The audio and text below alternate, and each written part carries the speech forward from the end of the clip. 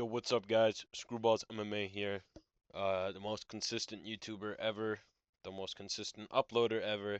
I never take breaks, and I am dedicated to making videos.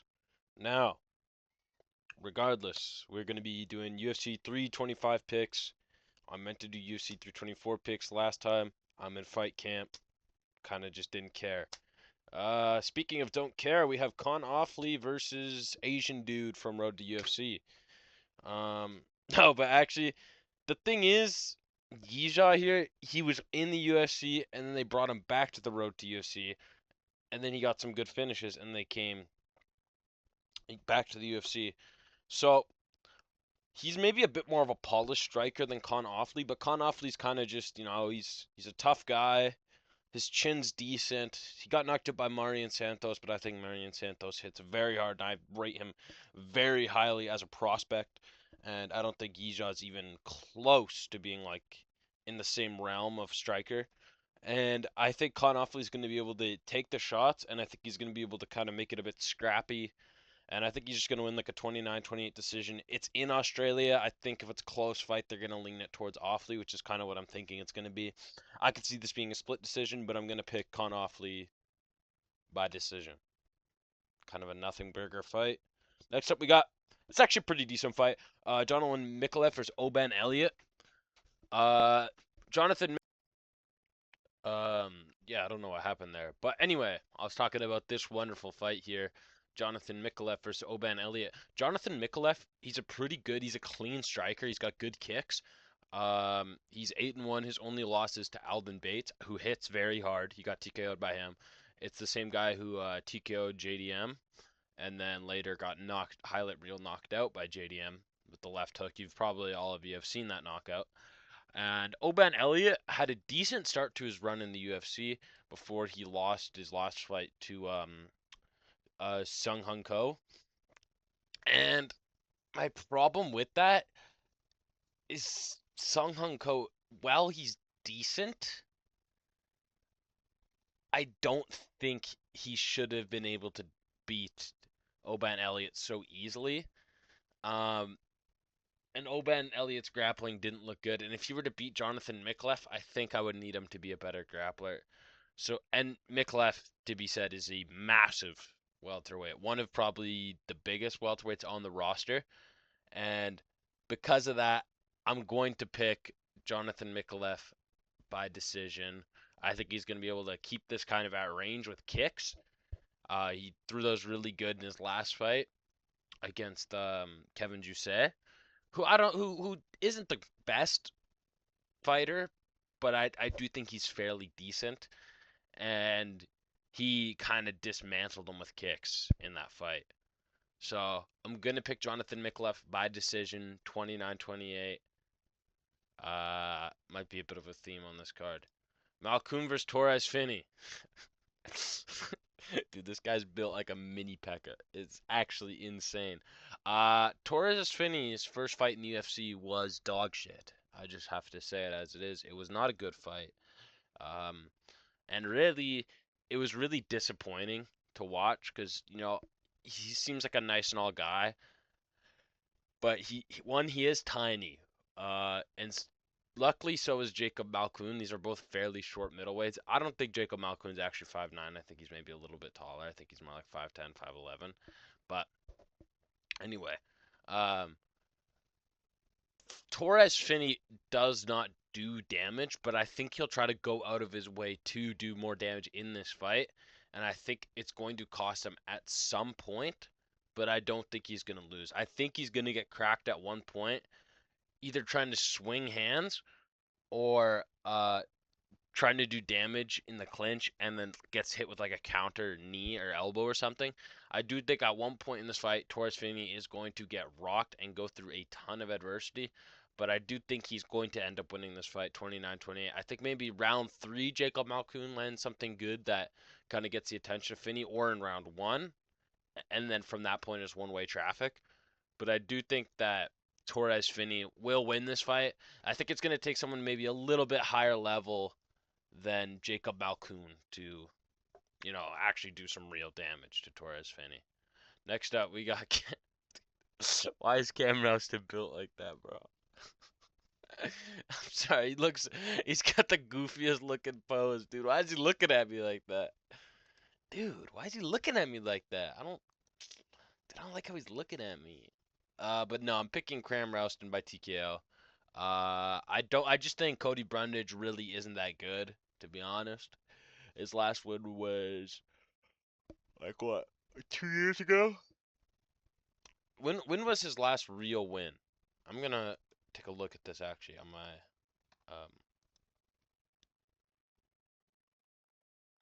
if we took a nice look at Cody. So besides his TKO loss to or TKO win over uh Julian Marquez, which he did almost die doing. I forgot about that fight. Yeah, I'm picking Cam Rouster by TKO. I was thinking his last win was his slam over Zachary Reese, which was kind of a fluke anyway. And before that, it was he won by an illegal elbow, which is whatever. Um, but anyway, back to the fight. I think Cam Rouston is a very polished striker. However, I do think Cody Brundage should be Eric Monaco, uh, which I guess is okay. Eric Monaco did okay against what's his name? Hamzat's friend there, Bagzir Shizakayev.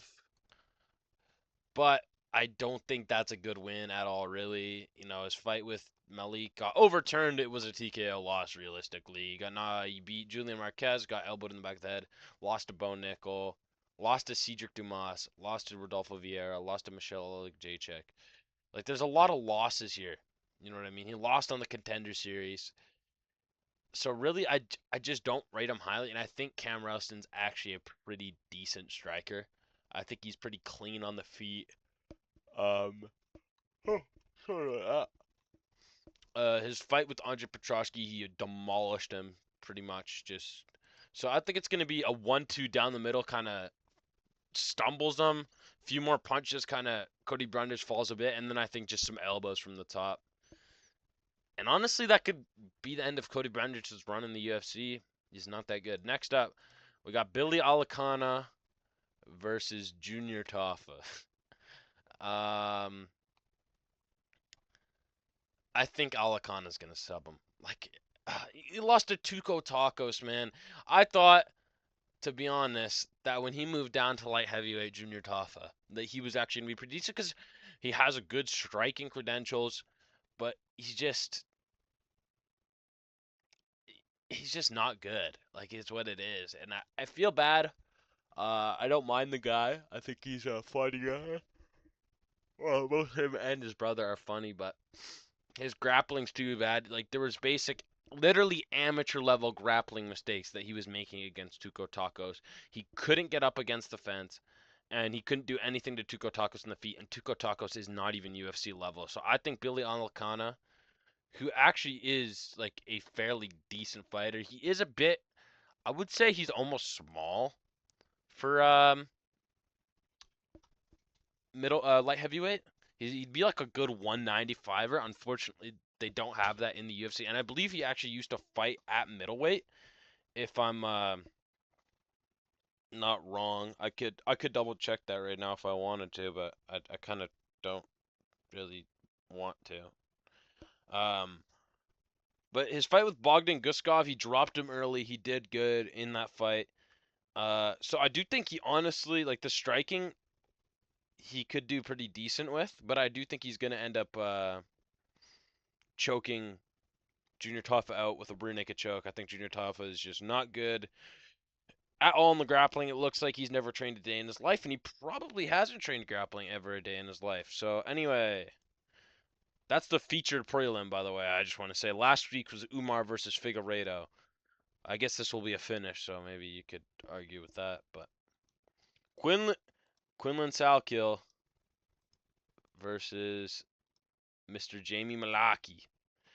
Jamie Malaki actually looked fairly decent in his last fight. He picked up a unanimous decision win over what's that Shoot the Box?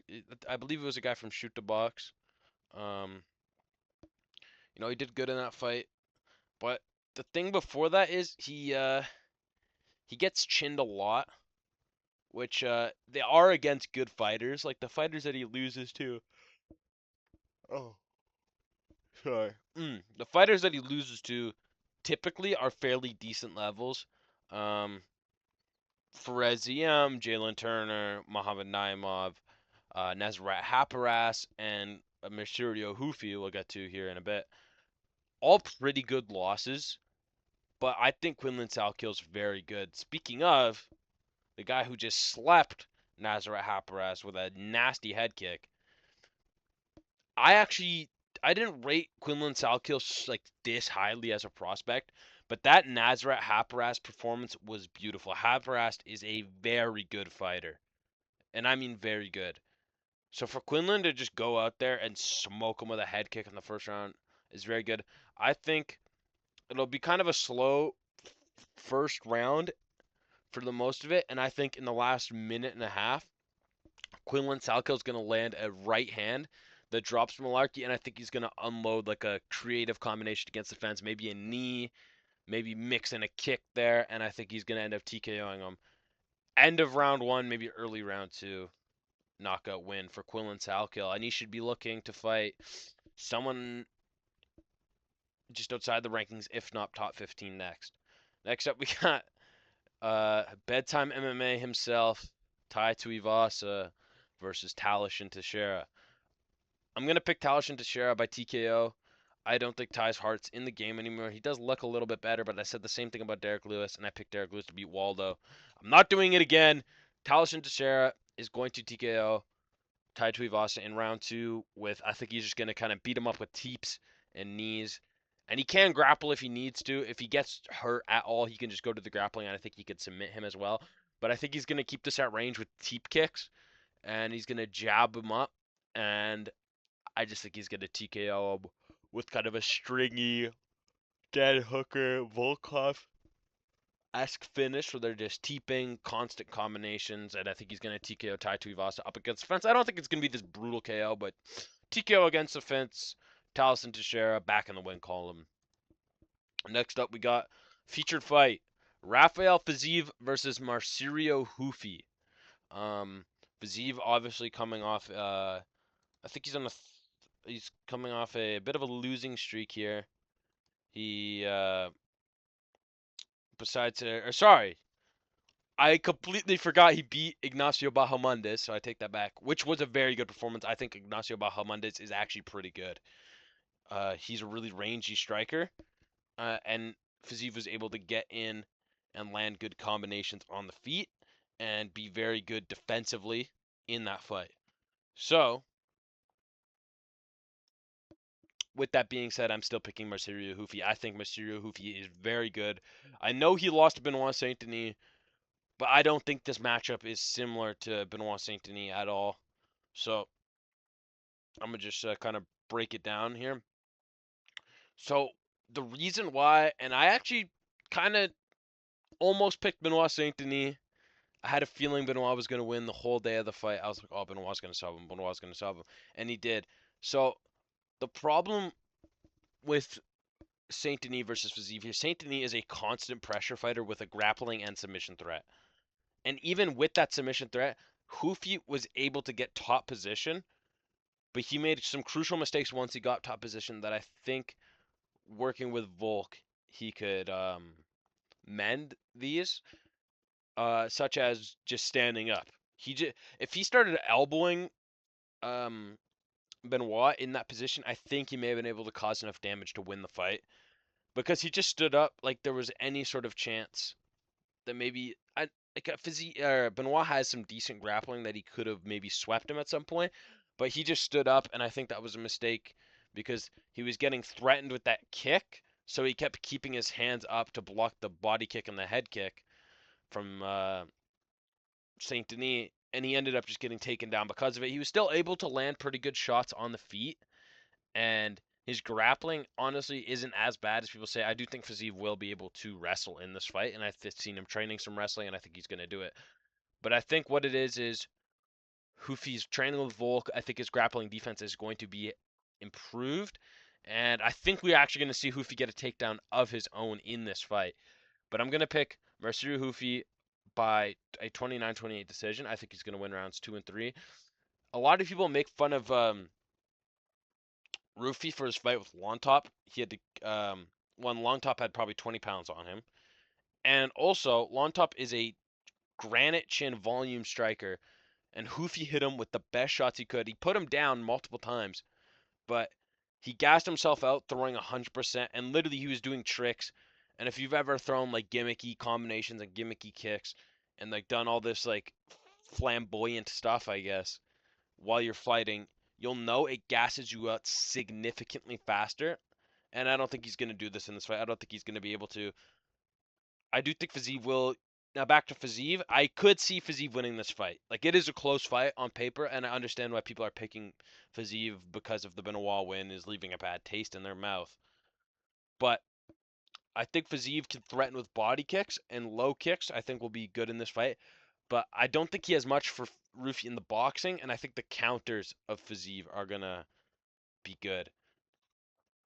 I, the other thing is I think Hoofy's head movement is good. We saw even Gaethje when he was dipping off was creating problems for Fiziev, and I think Hoofy's gonna do something similar. I think he's gonna be able to land a good uppercuts in this fight, good right hands in this fight, good lead hooks in this fight, and good front kicks. I do think Fiziev is gonna do good to catch some of these kicks and take them down off of it. But I think overall, Fiziev's going to land some good teeps, some good low kicks, and I think he's going to be flicking up head kicks, which are hard to catch and hard to kind of counter off of. And I think he's going to win this fight by decision, 29-28. On to the co-main event, Benoit Saint Denis versus Dan Hooker. I'm going to pick Benoit Saint Denis by TKO via ground and pound in the second round. Dan Hooker's only path to victory here really is to land a knee up the middle or something, or hope Benoit gasses out, but I don't think he will. For Dan Hooker to win this fight, he's going to need to be a rally, kind of scrappy dogfight, which I do think Benoit will get scrappy on the feet, but I think he's going to shoot takedowns, and I think he's going to win just with ground and pound shots, and I think he's going to bust Dan open with elbows on the feet, and I think it's going to become a war. And then normally I would pick Dan in a scrappy fight, but I think the wrestling threat does too much to Dan Hooker, where if you try to get scrappy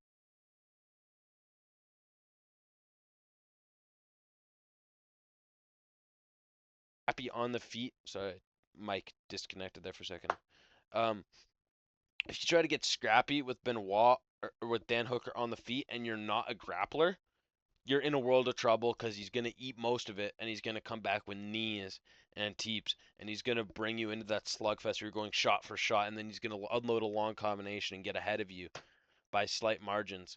But I think Benoit is strong enough to get a takedown and keep him there. I could see a submission, but I'm going to say a ground and pound TKO where he just pounds him with elbows and punches. Maybe Dan Hooker gives his back in one of those situations and gets hit with a rear naked choke and gets choked out. But I'm going to pick Benoit by ground and pound TKO in rounds 2 or 3. On to the main event. Alexander Volkanovski versus Diego Lopez. I'm picking Volk, and I'm picking him again. I think Diego is good, and I think this fight will be closer than the first one. Because I do think Diego Lopez is going to take more risks in this fight, and that's a problem for Volk. I think he's going to blitz forward, and I think he's going to land big combinations, and I think he's going to drop Volk again. I think it's going to be worse, and I think he's going to do it twice. In round 1, I think he's going to come out there and try to unload something on Volk, and I think it's going to land, and I think we're all going to get scared, and then I think Volk's gonna get back up, kind of Holloway Poirier style, where he gets up and then he immediately puts him back down to something else. And then it's kind of the end of the round, and we're like, oh no, Volk's gonna get KO'd in the next round. Next round comes, and I think it'll be a close round again, but I think it's gonna go to Volk, and I think he's gonna, start jabbing him up a bit. I think Lopez is gonna take a bit of a step off the gas, knowing that, okay, Volk's, he's durable. He's still going to be in this fight. I don't want to blow my load yet. It's a 5-round fight. So I think Volk's going to win a competitive round 2, like a very competitive round 2. And then I think Diego's going to come out in round 3 a little bit harder, try to put some bit more mustard on him. I don't think he's going to hurt Volk, but I think he's going to win the round fairly comfortably around 3, and then 4 and 5 I think are going to go to Volk.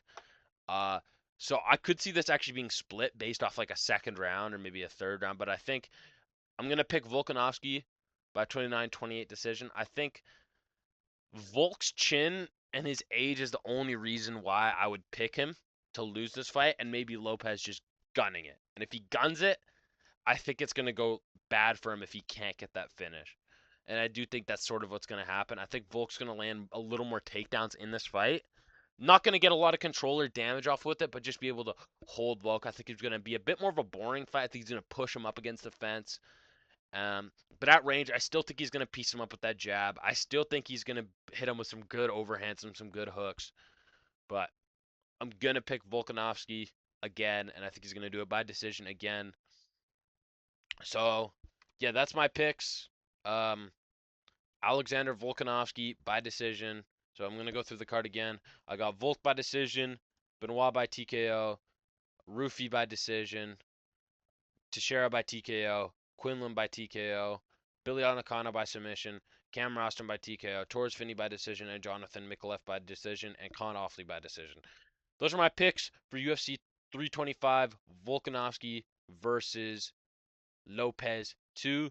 Follow me on Twitter, follow me at TikTok at Screwballs MMA, and I'll see you in 3 months. Bye.